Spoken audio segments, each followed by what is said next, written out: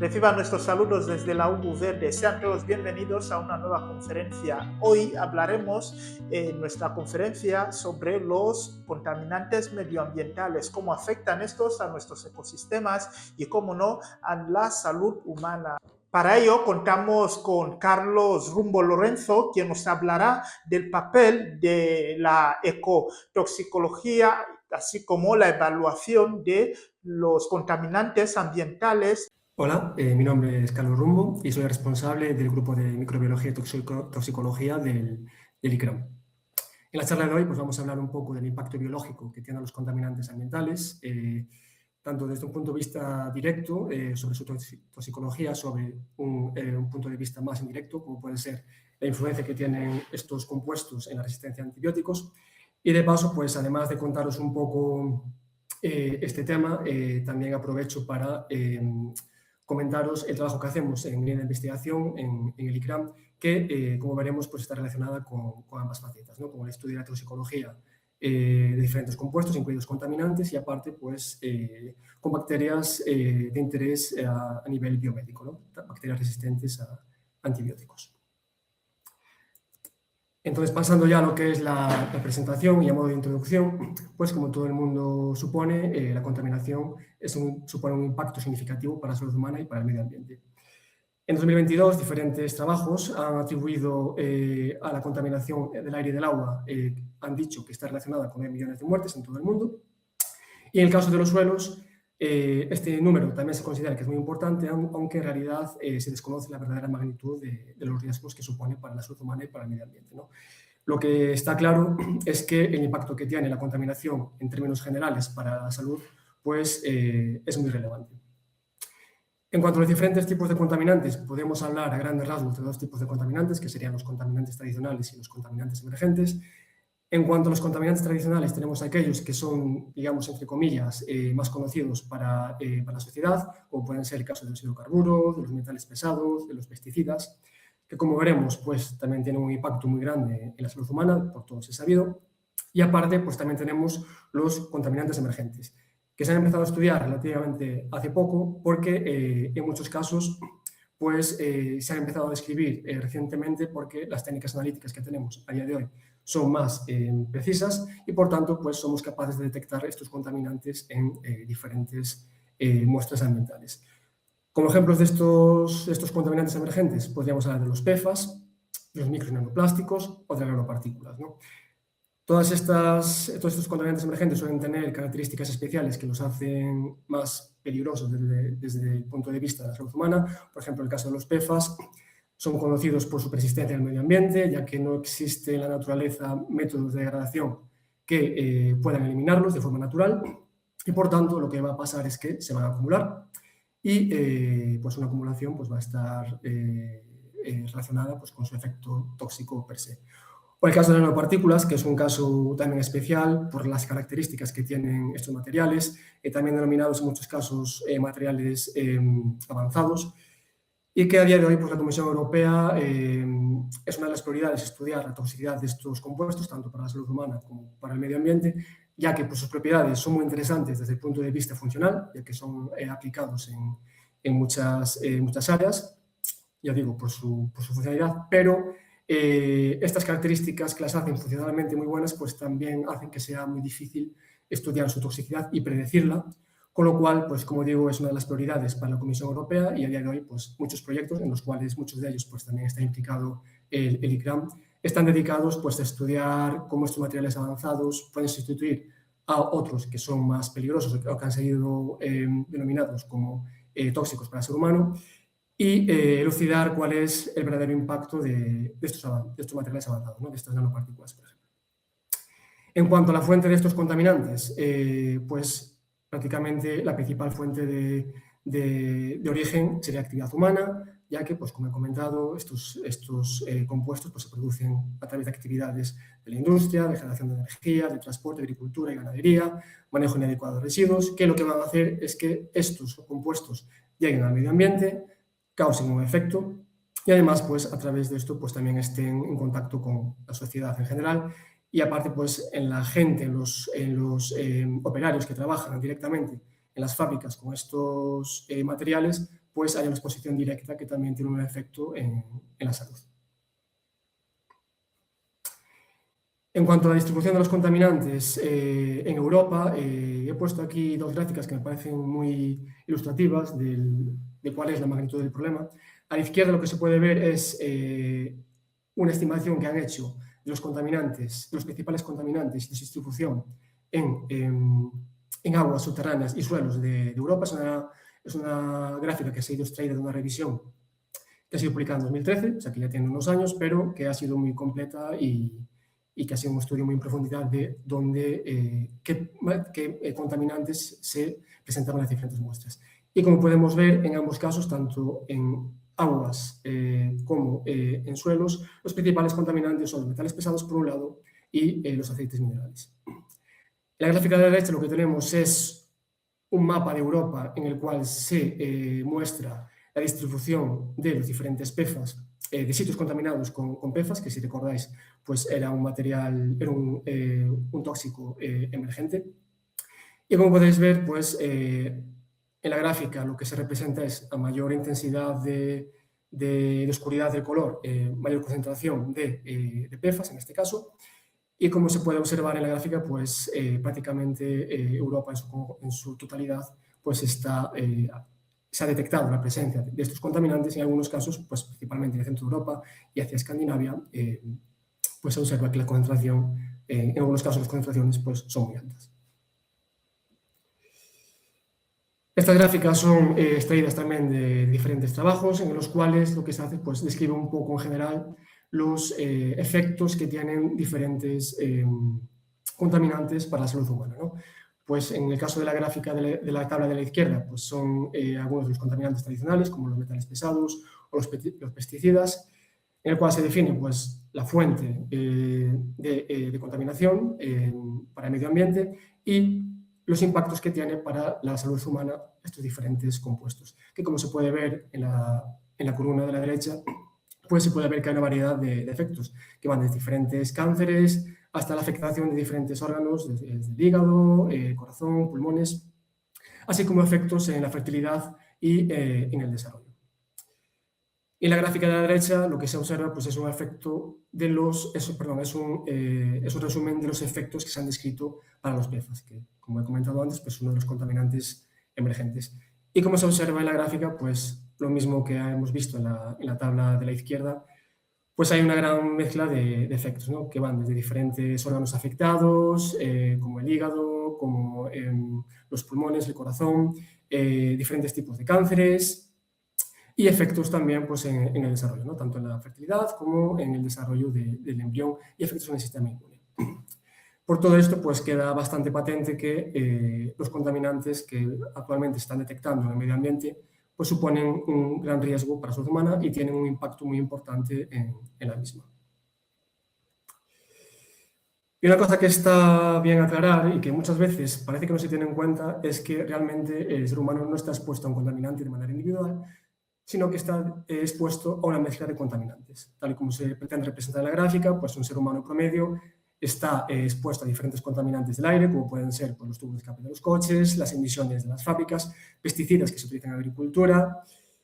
Está expuesto a diferentes contaminantes del agua de bebida, de los alimentos y además, pues, como comentaba antes, de los materiales avanzados, pues de nuevos materiales que se desarrollan, que son muy buenos desde el punto de vista funcional, pero que a veces no se sabe bien cuál es el efecto que pueden tener para la salud humana. Como comento, pues es importante tener en cuenta que estamos expuestos a una mezcla de contaminantes y que entre ellos pues, pueden tener diferentes efectos, que pueden denominarse aditivos cuando el efecto de ambos es mayor del que tienen por separado, perdón, cuando no es mayor, sino que se añade el uno al otro, sinérgicos cuando el efecto es mayor en ambos contaminantes o antagónicos cuando entre ambos, pues digamos que el efecto se reduce, ¿no? Esto es importante porque realmente cuando vamos a literatura científica, la gran mayoría está orientada a estudiar el efecto de un solo contaminante o de un solo tipo de contaminantes, pero a lo largo del tiempo pues lo que se ha visto es que efectivamente al ser humano, al estar expuesto a diferentes contaminantes, lo más realista es hacer estudios de mezclas de contaminantes y que bueno, que se ha descrito que, por ejemplo, en el caso de metales pesados, Cuando se mezclan diferentes metales pesados a concentraciones que en principio han sido descritas como que son seguras para el ser humano, pues por este efecto sinérgico o aditivo, cuando hay diferentes metales a concentraciones bajas, pues pueden resultar tóxicos para el ser humano, ¿no? Hay diferentes trabajos que describen estos efectos. Por comentar un poco los efectos de mezclas de contaminantes, como os comentaba, pues hay diferentes trabajos que se ocupan de estudiar cómo mezclas de unos y otros pueden influenciar el efecto en la salud y en la ecología, en el medio ambiente, una vez que los diferentes seres vivos están expuestos a ellos. Ahí a la derecha podéis ver diferentes artículos que he seleccionado así un poco al azar, donde se describen efectos de mezclas de contaminantes, pues por ejemplo, efectos sinérgicos entre PFAS y microplásticos, nanoplásticos y otros contaminantes. Y, como comentaba antes, pues efectos que pueden tener cuando estos contaminantes se combinan. Podemos hablar de dos principales. Uno sería el efecto caballo de Troya, que se denomina así cuando un contaminante, digamos, que actúa como medio de transporte de otro y facilita que éste pueda llegar al ser humano. Sería, por ejemplo, pues unos ejemplos muy típicos es el ejemplo de los nanoplásticos, cuando están en presencia de otros compuestos que se pueden combinar. Y lo que hace este nanoplástico es que actúa como un transportador de, por ejemplo, de metales pesados, va a facilitar su adquisición, su internalización al ser humano, y dentro del mismo pues puede facilitar que se distribuya a diferentes órganos. Cosa que no sucedería, o no de la misma manera, cuando el ser humano está expuesto pues, al metal de manera individual. Y después un poco lo que comentábamos antes sobre la toxicidad sinérgica, ¿no? Cuando dos contaminantes de forma combinada lo que van a tener es un efecto mayor que si se presentaran ambos de manera individual, ¿no? Es decir, que se potencia la toxicidad de ambos compuestos. Por todo esto, pues queda patente la importancia de buscar estrategias que lo que hagan sea reducir los niveles de contaminantes en el medio ambiente. Y bueno, pues una de estas estrategias en las cuales también trabajamos en el ICRAN sería la bioremediación, ¿no? Que se ha considerado como una estrategia clave para la descontaminación ambiental, es decir, el uso de seres vivos para disminuir la presencia de diferentes contaminantes en muestras ambientales, ¿no? Ya pueden ser suelos o aguas.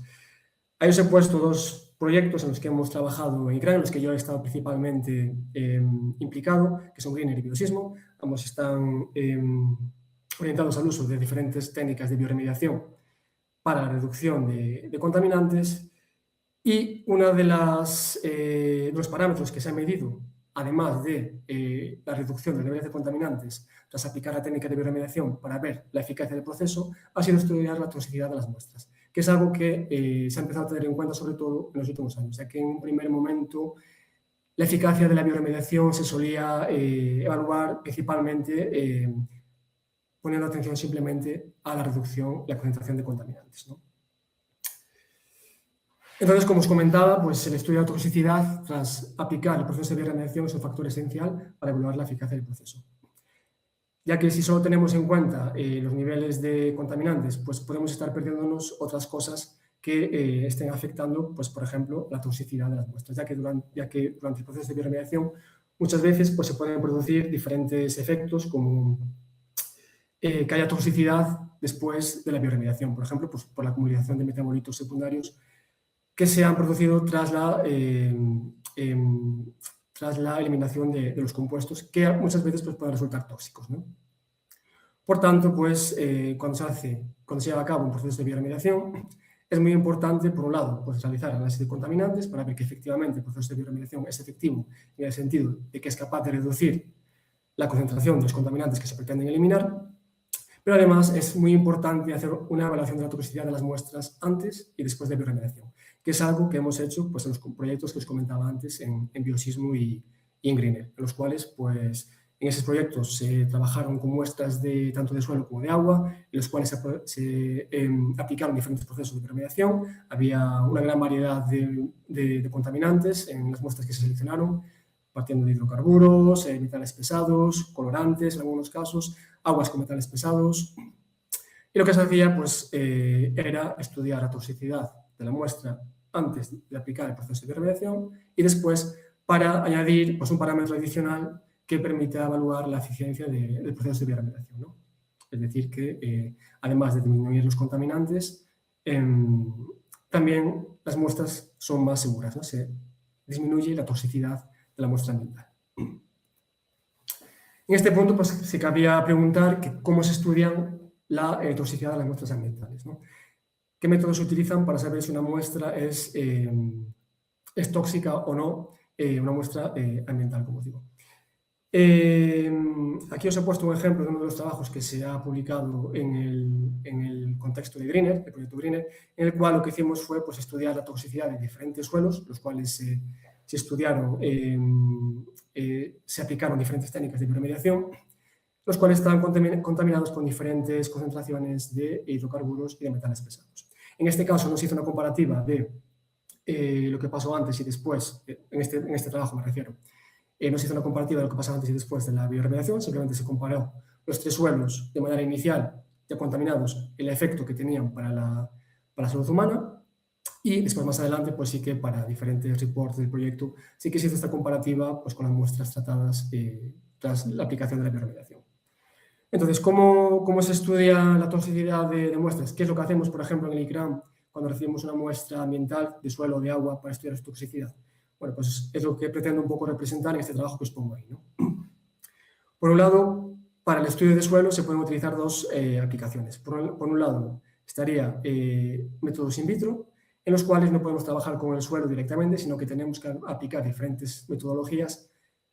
que nos permitan obtener extractos de las muestras directamente. Extractos que pueden ser, por diferentes metodologías,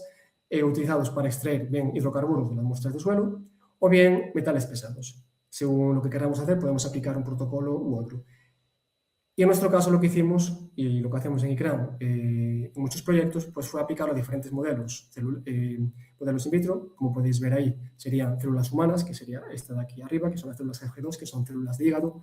que se selecciona esta línea celular porque el hígado, como sabéis, es el primer órgano de detoxificación de tóxicos en el ser humano, entonces, por tanto, es un buen modelo para estudiar el efecto tóxico de estas muestras.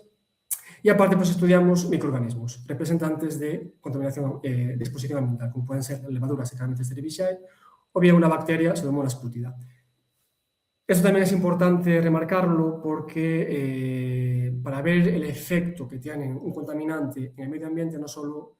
tenemos que centrarnos en lo que sucede al ser humano, sino que también es importante ver lo que sucede con otros organismos pertenecientes a diferentes reinos biológicos, ya que por sus diferentes características estos no van a presentar la misma respuesta que presenta, pues, por ejemplo, una levadura por sus propias características y por sus propias diferencias estructurales con respecto a las bacterias, no va a responder igual que una bacteria. Entonces, para tener una visión, digamos que más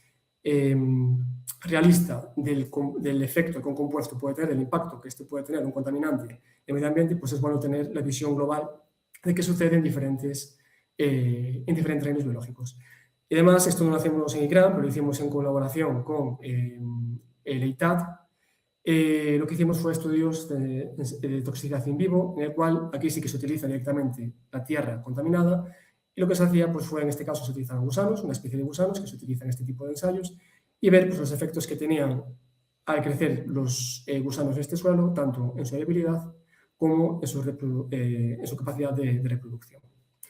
Y como digo, pues todo esto da una visión general de los efectos que un contaminante puede tener en el medio ambiente y para la salud humana. Otros efectos que pueden tener estos compuestos, los contaminantes, para la salud humana, y que es un impacto, podríamos decir, un poco más indirecto, es el efecto que tienen los contaminantes la resistencia a antibióticos, ya que la contaminación pues, es un factor clave en la aceleración de la resistencia a antibióticos. Antes de empezar un poco con los efectos que tienen estos en las bacterias y en su resistencia a antibióticos, pues dar una visión general de la resistencia a antibióticos y del desarrollo de antibióticos. Y bueno, pues como todo el mundo sabe, el descubrimiento de la penicilina en 1928 por parte de Fleming supuso una revolución para la medicina. A mí me gusta mucho poner estas gráficas en las cuales se comparan las causas de muertes a principios del siglo XIX y a principios del siglo XXI. Y lo que se ve claramente es que hay una reducción en el número de muertes por enfermedades infecciosas, ¿no? O sea, como se ve a principios del siglo XX, las principales causas de muerte serían gripe, neumonía, tuberculosis y gastroenteritis, mientras que a día de hoy pues, ya pasamos a cardiopatías, cánceres e ictus. Y las enfermedades infecciosas, aunque siguen ocupando un lugar importante, pues ya están mucho más abajo en el ranking. ¿Por qué ha sucedido esto? Pues además de que porque las medidas de higiene en los hospitales y las buenas prácticas aumentaron, lo cual ayudó a que las enfermedades se cubren de una manera más eficiente, pues entre estos años, entre principios del siglo XX y principios del siglo XXI, está el desarrollo de antibióticos, que, como comentaba, pues supuso una revolución para diferentes operaciones médicas, ¿no? O sea, se permitió que acciones que antes podían causar muerte, como la simple extracción de una muela, que podía complicarse por una infección, pues tras el descubrimiento de los antibióticos fueran fácilmente tratados. Sin embargo, pues también es conocido por todos que a día de hoy tenemos un gran problema, ya que existen bacterias que son resistentes a los antibióticos y cada vez más, ¿no? Ya fue el propio Alexander Fleming, en su discurso durante la ceremonia del Premio Nobel del 45, que manifestó su preocupación por las consecuencias de un uso inapropiado de la penicilina, lo cual podía llevar a que se desarrollaran bacterias que fueran resistentes a este antibiótico, ¿no? Es decir, que pudiera pasar que pues un gran descubrimiento como el de los antibióticos lo echemos a perder por un mal uso de los mismos. A día de hoy pues, se ha pronosticado que si no hay cambios, para 2050 el número de muertes causadas por patógenos multiresistentes, así como los gastos para los sistemas de salud, aumentarán notablemente, ya que, pues como comentaba antes, multitud de procedimientos quirúrgicos y tratamientos inmunosupresores que a día de hoy, digamos que son seguros porque se utilizan antibióticos para evitar infecciones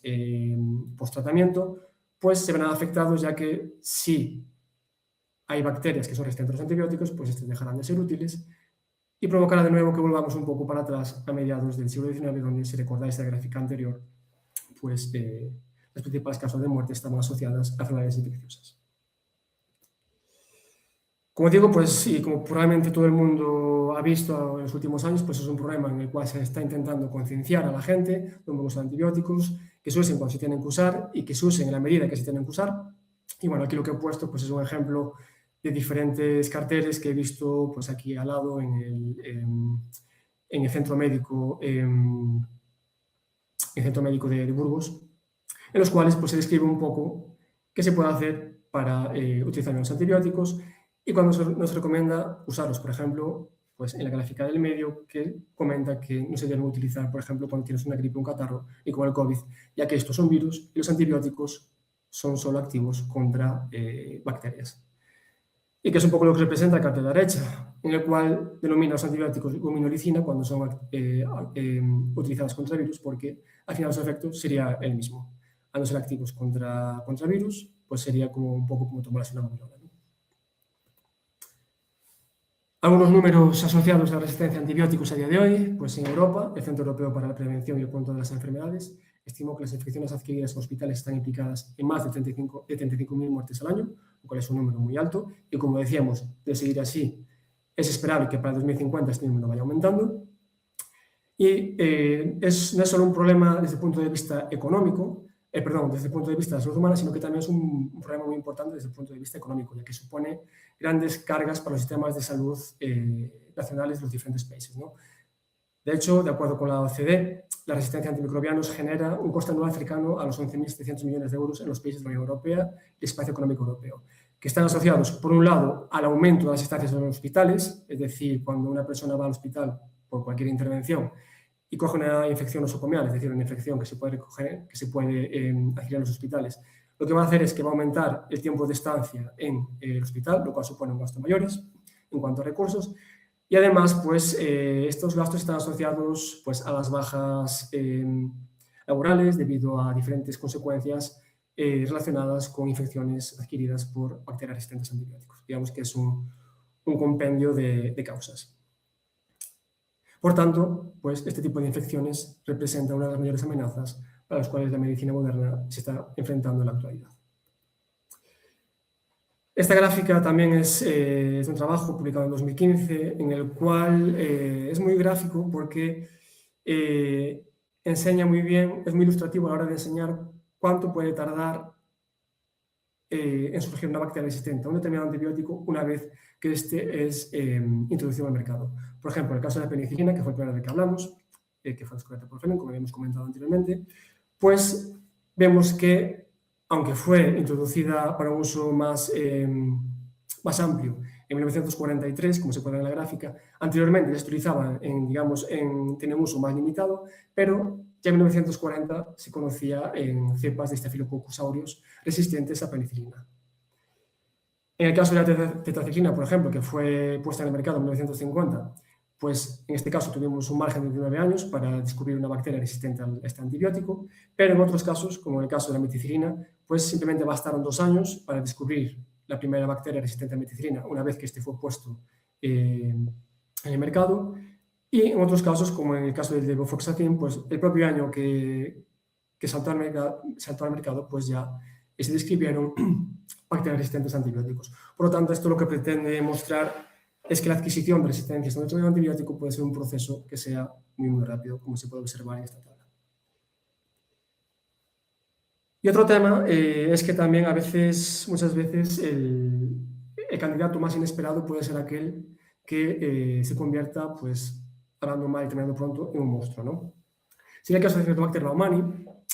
que es uno de los ejemplos de los cuales se suele hablar para ilustrar cómo funciona la resistencia a antibióticos. En el caso de Acinetobacter baumannii, esta bacteria pues, es una bacteria que se encuentra formando parte de la microbiota normal de la piel humana, del tracto gastrointestinal y del aparato respiratorio superior, y también es una bacteria ambiental, ya que es común encontrarla en el suelo y en el agua. Sin embargo, de los últimos, podemos decir, 30, 40 años, pues los brotes nosocomiales de esta bacteria se han visto incrementados en hospitales de todo el mundo.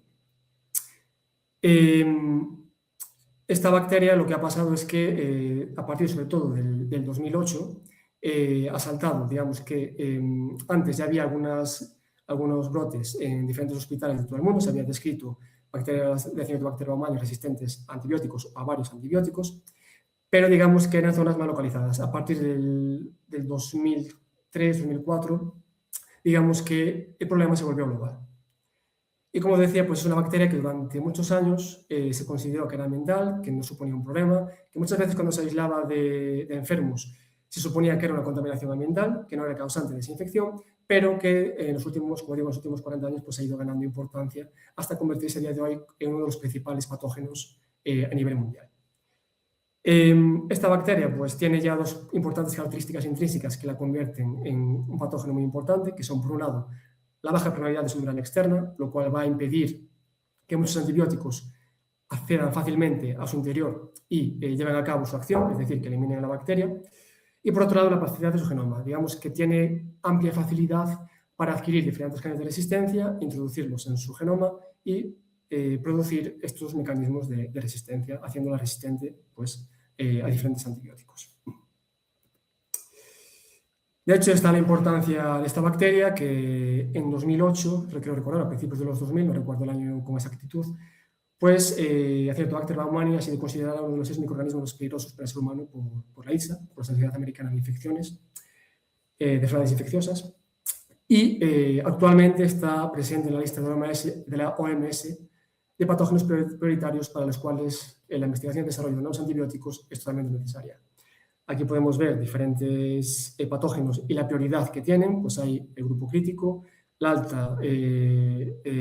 importancia e importancia media, y como vemos, pues Acinetobacter baumannii está en el grupo crítico. Y como os decía, pues esta bacteria empezó a ganar relevancia a partir de principios de los 2000.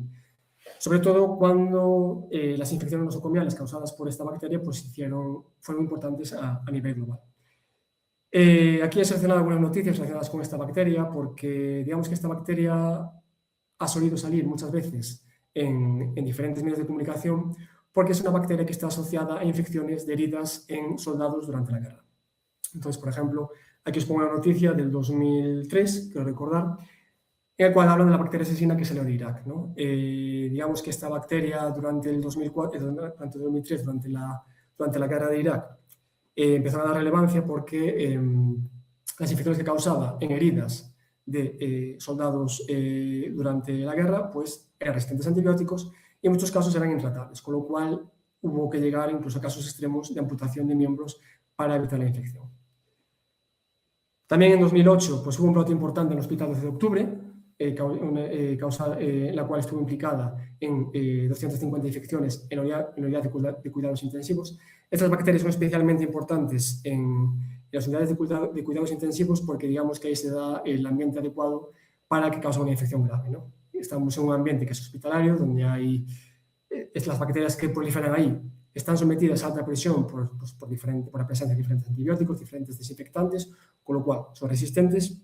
Y además, los pacientes que están en las UCIs pues son inmunodeprimidos, con lo cual su sistema inmunitario no funciona bien, no son efectivos contra infecciones externas, por lo tanto, estas bacterias pues, pueden causar mucho daño. Y como os decía, pues esta bacteria pues, fue portada de muchas noticias porque, como digo, pues en Irak tuvo mucha relevancia, como podéis ver en las diferentes noticias que os pongo ahí, en los cuales pues eso, la gravedad de las infecciones era muy, muy grande. Y no solo ahora, sino también, pues por ejemplo, esta noticia de aquí del país es de 2022, es de la guerra de Ucrania, y como veis, pues también hablando de Supervax, en este caso no se da el nombre en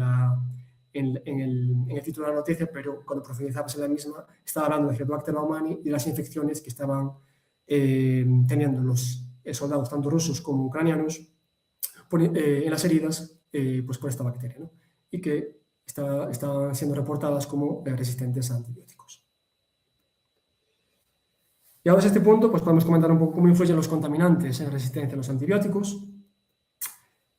Y bueno, pues como os comentaba en un principio, los contaminantes afectan de manera indirecta a la salud humana, aumentando la peligrosidad de las bacterias.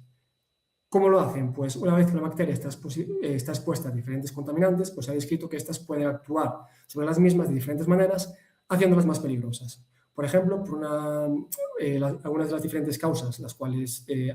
hacen que las bacterias sean más peligrosas son las definidas en este cuadro, que serían, por ejemplo, la selección de bacterias resistentes. Es decir, la presencia de determinados contaminantes va a hacer que solo sobrevivan aquellas que tienen diferentes mecanismos para resistir estos contaminantes y en muchos casos estos mecanismos son comunes a aquellos que son útiles contra los antibióticos. Por lo tanto, se hace una selección de bacterias que presentan estos mecanismos que van a proliferar y que por tanto pues, pueden llegar a infectar en algún momento y al tener estos mecanismos de resistencia pues van a ser resistentes a antibióticos. También se ha descrito que promociona la transferencia horizontal de genes de resistencia, es decir, que promueve que las bacterias que tienen per se genes de resistencia los transfieran a otras bacterias, es decir, que proliferen y transformen otras bacterias circundantes con estos genes, de manera que el número de bacterias resistentes aumente. Que se produzcan alteraciones en las bacterias, sobre todo lo que viene siendo su membrana externa, los cuales las hagan más resistentes contra antibióticos, está un poco relacionado con lo que hablamos antes de la selección, ¿no? Pues estas serían bacterias que para adaptarse al medio ambiente, a la presencia de los contaminantes, van a desarrollar diferentes mutaciones, diferentes cambios, van a expresar diferentes proteínas que van a hacer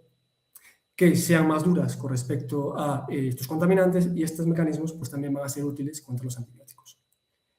Algunos contaminantes van a facilitar la dispersión de las bacterias resistentes a antibióticos. Es similar a lo que comentábamos antes del caballo de Troya, por ejemplo, en el caso de los microplásticos y nanoplásticos, pueden actuar como vehículo de transporte de bacterias, facilitando su introducción al cuerpo humano y su distribución dentro del mismo a lugares que igual por sí solas no podrían llegar. Y además, pues, al hacerlas más duras, pues, además de aumentar mecanismos de resistencia, pues también pueden aumentar mecanismos relacionados con la virulencia, es decir, con la agresividad que presentan las bacterias a la hora de infectar, es decir, que se hagan más duras, ¿no? Más peligrosas. Por tanto, pues todo esto queda patente, que los contaminantes, además de un efecto directo contra el cuerpo humano por exposición directa a los antibióticos, a los contaminantes, pues también afecta a las bacterias resistentes a antibióticos que después van a tener una implicación en la salud humana a través de las infecciones que causan. Por todo ello, ya para terminar, comentar un poco todos los trabajos que hacemos en ICRAM y relacionado con la resistencia a antibióticos, que pues, con todo esto que hemos comentado hasta ahora, pues queda patente la necesidad de desarrollar nuevas estrategias terapéuticas para el tratamiento de infecciones bacterianas graves, ¿no? Es decir, que se desarrollen nuevos compuestos que puedan bien sustituir a los antibióticos que están a día de hoy disponibles o bien que puedan, digamos, ayudar a los mismos, ¿no? Que puedan utilizarse en combinación y puedan usarse para tratar este tipo de infecciones bacterianas graves. En ICRAM, en la línea de investigación en la cual dirijo, pues también tenemos proyectos que están relacionados con la búsqueda de nuevos antimicrobianos contra bacterias de interés clínico. Y bueno, pues os voy a comentar aquí un poco uno de nuestros últimos trabajos en los cuales pues estamos trabajando con una molécula que hemos visto que es muy efectiva contra cepas de referencia de interés clínico, especialmente en el caso de Pseudomonas aeruginosa, que veremos después un poco cómo actúa. Todo esto viene, el compuesto del que os comento, todo viene de un proyecto anterior que se llama MiBattery, en el cual se trabajaba con los derivados del biológeno. Igual por este nombre no son tan conocidos, pero igual si comento el nombre de paraquat, le suena a más gente, ya que el paraquat pues, es un compuesto que se utilizaba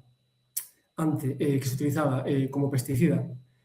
y que en 2007 pues, fue prohibido por la Unión Europea debido a la alta toxicidad que este compuesto presenta, ¿no? Entonces, este compuesto lo que tiene es que tiene unas excelentes propiedades electroquímicas que las hacen muy útiles para su aplicación en diferentes campos, como por ejemplo el desarrollo de baterías de flujo redox, en las cuales estaba implicado el proyecto MiBattery, ¿no? Estaba enfocado al desarrollo de baterías de flujo redox y algunas de las tareas estaban orientadas al estudio del metilbiológeno y de sus derivados para ser utilizados en este ámbito. Este proyecto lo que demostró fue que pequeñas modificaciones en la molécula principal del metilbiológeno, además de afectar a sus propiedades electroquímicas y a su funcionalidad, pues también podía introducir cambios drásticos en su impacto toxicológico, ¿no? Y fue un poco lo que publicamos en 2022, que vimos que pues, diferentes moléculas de metilbiológeno que tienen esta estructura que podéis ver aquí, cuando cambiamos el radical,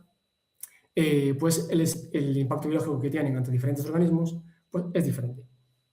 Y cuando estábamos haciendo estos estudios, lo que hemos visto fue que había algunos compuestos, los cuales, a concentraciones muy bajas, las cuales resultaban seguras para las células humanas, pues parecían tener un efecto muy grande contra bacterias de interés en el ámbito clínico. Y tiramos por ahí. Entonces decidimos un poco estudiar el efecto que puede tener este compuesto con diferentes bacterias implicadas en infecciones nosocomiales, en infecciones hospitalarias, y ver si este compuesto pues, tenía una potencial aplicación para su uso como un futuro antimicrobiano o bien como un futuro desinfectante a la hora de limpiar pues, superficies hospitalarias, ¿no? Ya que pues, las superficies hospitalarias pueden ser una fuente de contaminación y una fuente de infección de infecciones en hospitales. Entonces, básicamente lo que hicimos fue utilizar este compuesto y ver los efectos que tenía en diferentes cepas.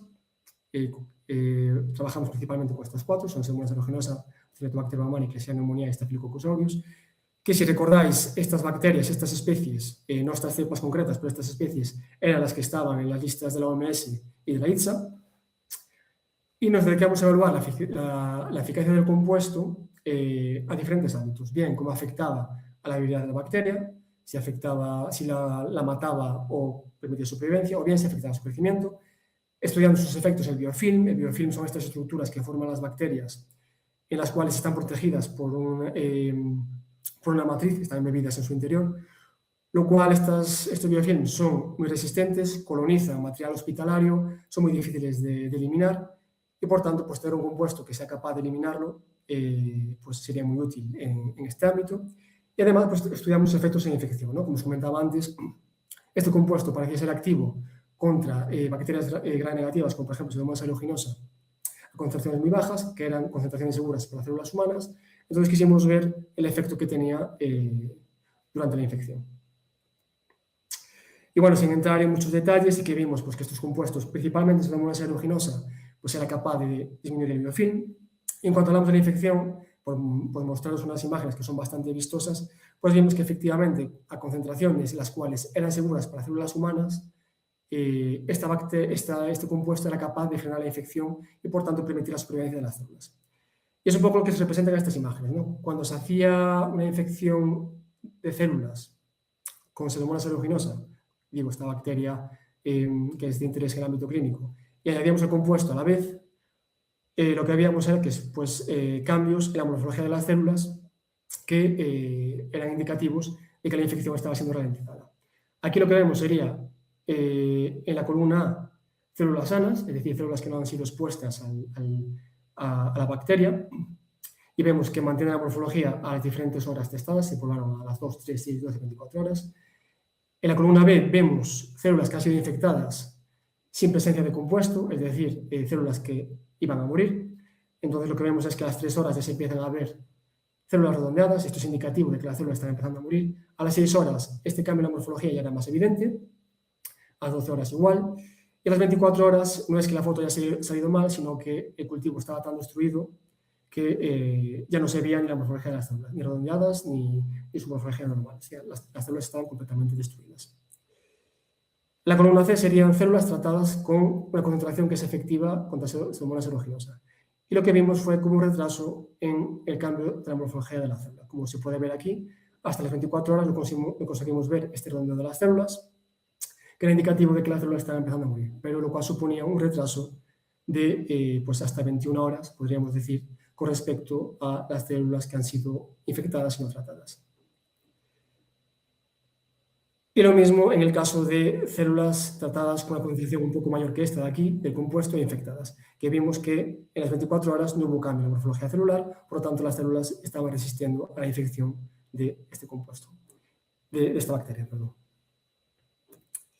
Y otro ensayo que fue similar a este, pero en este caso lo que hicimos, en vez de hacer una infección simultánea con el compuesto y un tratamiento con el compuesto simultáneo, lo que hicimos fue una infección previa durante 1 hora. Tras esto, retirar todas las bacterias y solo dejar aquellas que se habían pegado al cultivo celular y tratar después las células infectadas. Lo que vimos pues, fue que efectivamente otra vez había una mejora en las células que estaban tratadas con el compuesto. Aquí lo que vemos serían otra vez en la columna A células control, células que no han sido expuestas ni a bacterias ni al compuesto. En la columna B serían células que han sido simplemente infectadas y vemos que a las 3 horas ya se empiezan a ver esta morfología redondeada, las células están muriendo. A las 6 y las 10 horas estos cambios están más evidentes. A las 24 el cultivo está destruido. Y en células tratadas con diferentes concentraciones del compuesto, lo que veíamos era que, en este caso, en la columna C, no se detectaba muerte hasta las 24 horas. Y en el caso de la columna D, pues lo mismo, pero en este caso el número de células redondeadas era mucho menor que en las condiciones anteriores. Por lo tanto, el compuesto tiene un efecto positivo ante la infección, para la supervivencia de las células ante la infección de Pseudomonas aeruginosa. Finalmente, pues como conclusiones de todo esto, comentar que las contaminantes afectan de forma directa e indirecta a la salud humana y que todo hay que tenerlo en cuenta. Como hemos visto, pues de forma directa cuando estamos expuestos directamente a ellos, los efectos que nos causan directamente los contaminantes, y de forma indirecta, pues, por ejemplo, promoviendo el desarrollo de bacterias resistentes a antibióticos que después puedan causar efectos a la salud humana, efectos negativos. Importante saber que estamos expuestos a una mezcla de contaminantes y que estos van a tener un efecto diferente que si fuera de manera individual, como hemos visto, y que los procesos de bioremediación, pues, además de monitorizar la disminución de los contaminantes, es muy importante estudiar la seguridad y la toxicidad de las muestras ambientales tras aplicar la bioremediación. Y finalmente, pues simplemente agradecer a todo el grupo de investigación ICRANEST, en el cual está mi línea de investigación, que como os comentaba era microbiología y toxicología, los grupos ProElectro y de Modeling, los cuales trabajamos en colaboración en diferentes proyectos. Y bueno, pues algunos proyectos de los que he hablado hoy, como Greener, Biosismo, Mi Battery, Convert2Green, que ha estado relacionado con el desarrollo de técnicas para estudiar la capacidad antimicrobiana de los nuevos compuestos. Y de la Junta, también pues, comentar lo que está financiando una tesis en la cual está estudiando los compuestos, las propiedades antimicrobianas de estos compuestos. Muchas gracias y ya me despido aquí.